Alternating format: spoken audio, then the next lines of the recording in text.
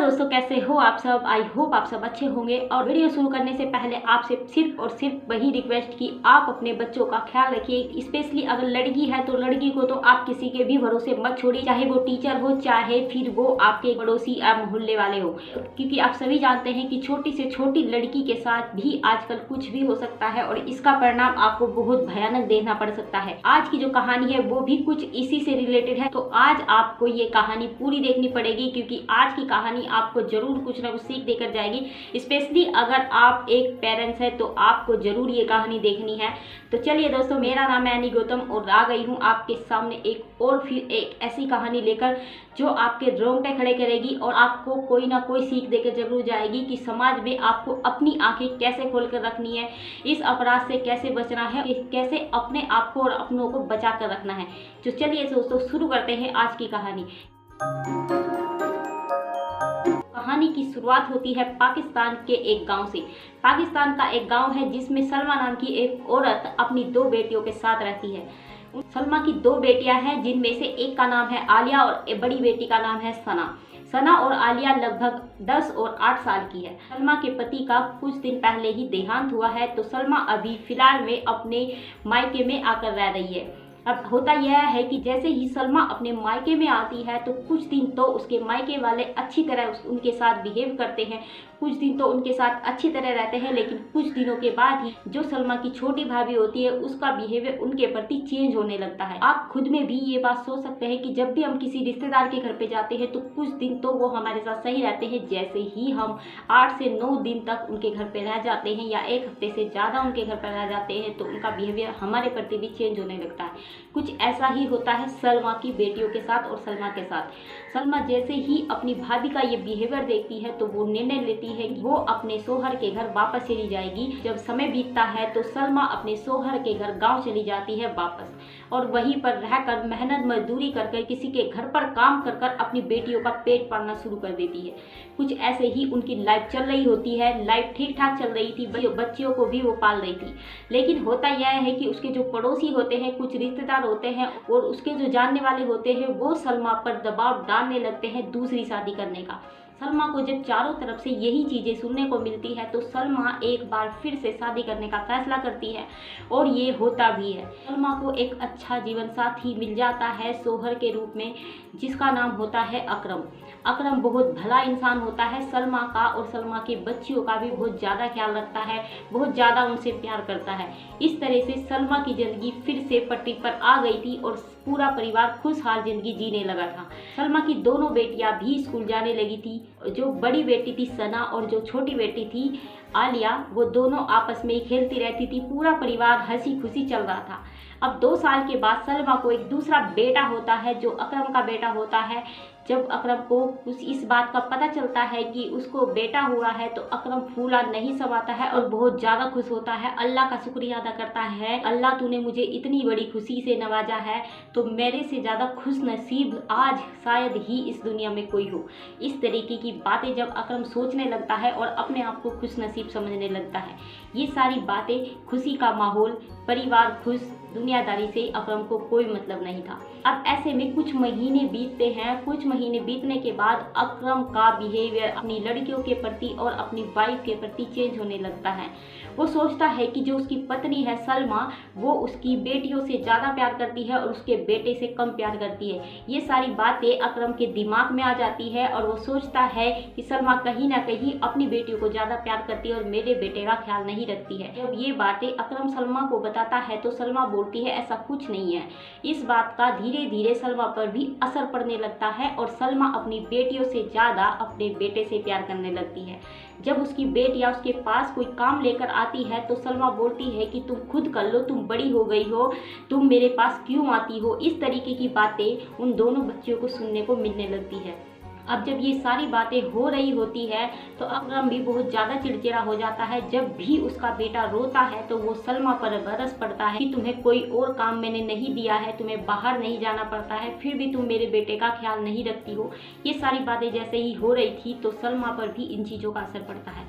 अब ऐसे ही ज़िंदगी कट रही थी। उधर जो सना थी वो भी 8वीं कक्षा में होती है और उसकी भी पढ़ाई की चिंता होने लगती है, क्योंकि सना की जो मैडम थी उसकी शादी हो गई थी। अब सना थी, उसकी पढ़ाई रुकी हुई थी क्योंकि जो उसकी मैडम थी उसकी शादी हो गई थी।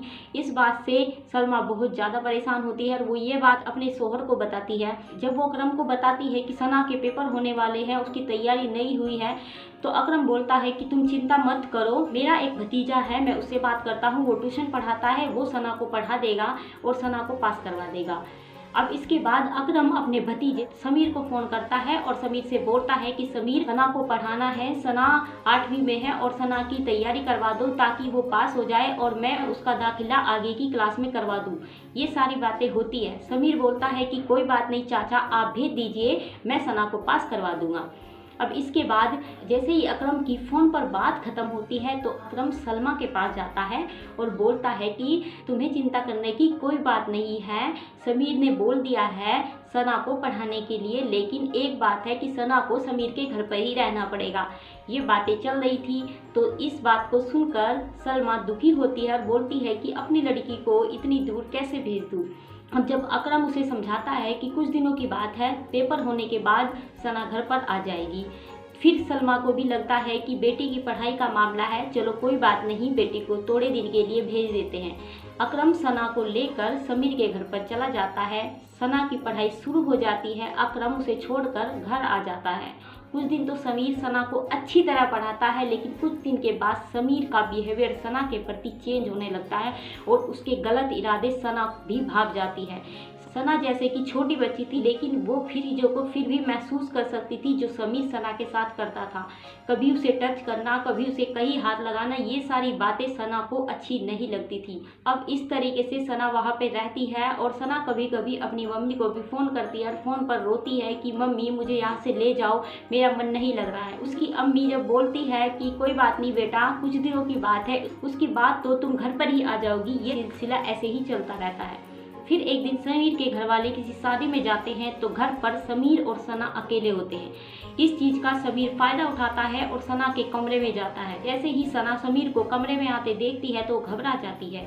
समीर उसके पास जाता है, उसे छूने लगता है, उसके कभी गालों पर हाथ लगाता है, कभी उसे कहीं हाथ लगाता है। ये सारी चीज़ें सना जब महसूस करती है तो वो कमरा छोड़कर बाहर जाने लगती है। लेकिन जैसा कि समीर सना से लगभग 12 साल बड़ा था तो समीर सना को पकड़कर बेड पर धक्का दे देता है और सना के साथ गलत काम को अंजाम दे देता है। इसके बाद सना बहुत ज़्यादा घबरा जाती है और रोने लगती है। अब अगले दिन सना अपनी अम्मी सलमा को फ़ोन करती है और बताती है कि अम्मी मुझे यहाँ से ले जाओ, मेरा यहाँ पर बिल्कुल मन नहीं लग रहा है, मैं बहुत परेशान हो रही हूँ। ये बात जब सलमा अपने शौहर अकरम को बताती है तो अकरम अगले दिन उसे लेने चला जाता है। जब अकरम वहाँ पे जाता है तो बोलता है कि तुम्हारा पढ़ने में बिल्कुल भी मन नहीं लग रहा है, तुम पढ़ने में ध्यान क्यों नहीं देती हो, बार बार अपनी अम्मी को फ़ोन पर क्यों बताने लगती हो।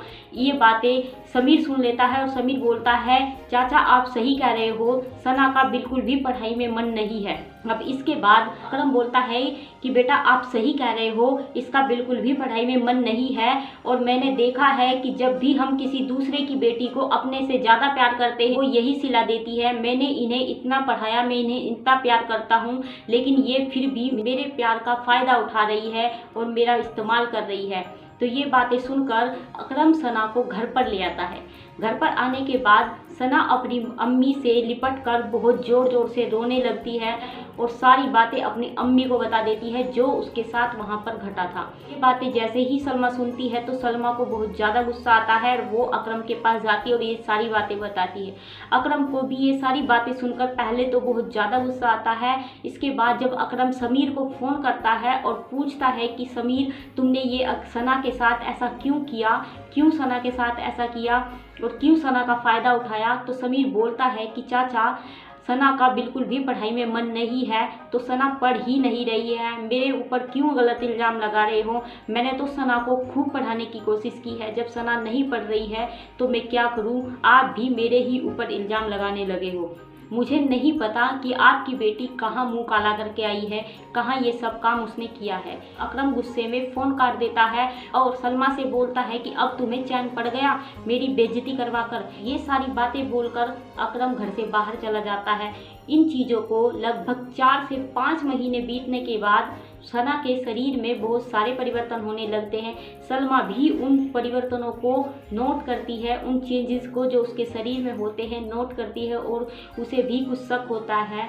फिर एक दिन सना की अचानक तबीयत खराब हो जाती है, उसके पेट में बहुत ज़्यादा दर्द हो जाता है तो उसे अस्पताल लेकर जाया जाता है। अस्पताल में जब सलमा और अकरम को पता चलता है कि सना प्रेग्नेंट है, ये बातें जैसे ही अकरम और सलमा को पता चलता है तो मानो उनके पैरों तले से ज़मीन खिसक जाती है और वो सोचते हैं कि सना सच बोल रही थी, हमें उसे समझने में गलती हो गई, समीर ने ऐसा पाप उसके साथ ज़रूर किया था। ये सारी चीज़ें वो सोच रहे होते हैं। तभी सलमा डॉक्टर से बात करती है कि क्या इस बच्चे का अबॉर्शन करा सकते हैं। उसके बाद डॉक्टर बोलते हैं कि ऐसा सोचना भी मत, क्योंकि जो सना है उसकी एज बहुत कम है और अगर इतनी छोटी बच्ची का अबॉर्शन करवाएंगे तो इसकी जान भी जा सकती है। अब सलमा के पास कोई रास्ता नहीं बचता है। सलमा घर आती है और समीर को फ़ोन मिलाती है और बोलती है कि बेटा मुझे तुमसे मिलना है। अगले दिन जैसा कि सलमा ने समीर को फ़ोन किया था, समीर उनके घर पर आता है। सलमा समीर से बात करती है कि बेटा सना के पेट में तुम्हारा बच्चा है, तुम सना से शादी कर लो, इससे ये सारी प्रॉब्लम यहीं पर सोल्व हो जाएगी, ये सारी प्रॉब्लम जितनी भी परेशानियां हैं यहीं पर सोल्व हो जाएगी। तो उसके बाद समीर कहता है कि चाची आप दूसरे का पाप मेरे सर पर क्यों मर रही हो, मेरी क्या गलती है इसमें, मैंने कुछ नहीं किया है, पता नहीं तुम्हारी बेटी कहाँ पर मुँह काला करके आई है। जब ये बातें चल रही होती है तो ये सारी चीज़ें सलमा अपने फ़ोन पर रिकॉर्ड भी कर रही होती है। अब रिकॉर्डिंग पे फ़ोन लगा हुआ था, उधर समीर अपनी बातों को बोल रहा था। जब बहुत देर इन चीज़ों को हो जाती है तो समीर गुस्से में बोल देता है कि हाँ मैंने ही ये सब किया है, उसके पेट में मेरा ही बच्चा है, अब तुम क्या कर लोगी, तुम्हारी इज्जत जाएगी, सना लड़की है इसलिए सना की ही इज्जत जाएगी, मैं लड़का हूँ मेरा कुछ नहीं हो सकता है, तुम मेरा क्या करवा लोगी। अब ये सारी चीज़ें कहकर समीर घर से निकलने लगता है तो बहुत ज़्यादा गुस्से में सलमा किचन से चाकू उठाती है और समीर का गला रेत देती है। जैसे ही समीर के गले पर चाकू देता जाता है तो समीर नीचे गिर जाता, तड़प कर वहीं पर मर जाता है। इसके बाद सलमा अपनी दोनों बेटियों को उठाती है और अपने एक रिश्तेदार अपनी बहन के घर पर चली जाती है। उसकी बहन जो कि बहुत अच्छी और भली औरत थी वो सलमा की बेटियों को रख लेती है और बोलती है कि तुम इनकी चिंता मत करो। उधर पुलिस को समीर की मौत का पता चलता है और वो सलमा को पकड़ने के लिए निकलने लगती है। सलमा को पुलिस हिरासत में ले लेती है और थाने में ले जाती है। ये सारी बातें जब अकरम को पता चलती है तो अकरम थाने में जाता है और बोलता है सलमा तुमने ये सब क्या किया। उसके बाद सलमा वो वीडियो अपने शौहर अकरम को दिखाती है और वो वीडियो जो वहाँ के पुलिस इंस्पेक्टर है उन्हें भी दिखाती है। इन सारी चीज़ों के बाद पुलिस इंस्पेक्टर को भी इस बात का पता चल जाता है कि इसमें सलमा की कोई गलती नहीं है, समीर ने ऐसा पाप किया था और अकरम को भी इस चीज़ का पता चल जाता है। इसके बाद जो कोर्ट होती है वो सलमा को उम्र कैद की जगह 10 साल की सज़ा सुनाती है और उधर जो सना होती है, सना की जो मौसी होती है वो सना को बहुत ज़्यादा प्यार करती है और सना की शादी अपने इकलौते बेटे से करवा देती है और उसे अपने घर की बहू बना लेती है।